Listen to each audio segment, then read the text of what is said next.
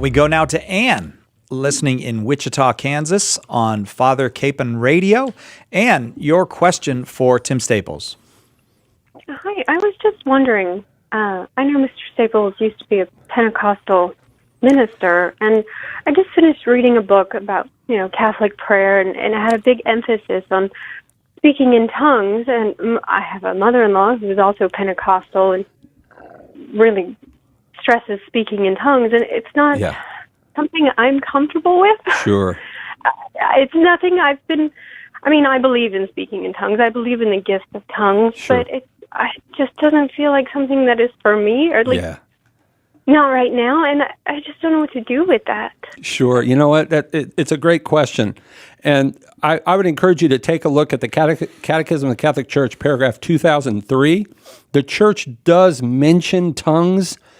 And so even though the Church has never given any formal teaching on tongues, it does mention it in places like the Catechism, paragraph 2003. In fact, recently the Church put out a document on the charismatic gifts, a fascinating document. In fact, we were talking about with the apologist here a couple of months back, and it's fascinating. In fact, I learned a few things there, opened my eyes a little bit, me being the former Pentecostal. So the first thing we want to know is that the Church is certainly open to. The Church doesn't condemn the notion of tongues, even though you do have some few fathers of the Church, for example, that will say that tongues was a gift that no longer functions in the Church. That's really not the Church's position today. It appears that the Church is favorable, again, in places like the Catechism, paragraph 2003. Now, having said that, though, there is a lot of freedom in the Church as to the interpretation of what tongues actually means. And there are wide divergences as to what it in fact means. St. Thomas Aquinas, for example, would teach that tongues is an actual gift of a language that is knowable by human beings on this earth right now.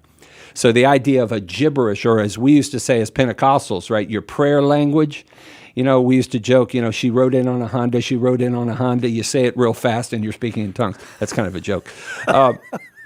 Thomas Aquinas would say, no, that's not the gift of, hamdalabakia is not tongues, but it's a real language. Now, there are folks today who would say, no, it's not necessarily a real language. It could be the language of angels. It could be all sorts of things, right? So there are differences of opinions. Now, I believe that a lot of what purports itself to be tongues is not. There are a lot of folks who get worked up emotionally and such and start spouting off things, and it's not really tongues. But I do believe, as the Church at least is open to, that tongues is a valid gift for today. And as my spiritual director, the late, great Father Patrick Brannon used to say, a Jesuit who just died recently, a wonderful man, he used to say, you know what, if it helps you pray, God bless you. The Church doesn't condemn it. If it helps you to pray, God bless you. So we need to be open like the Church is.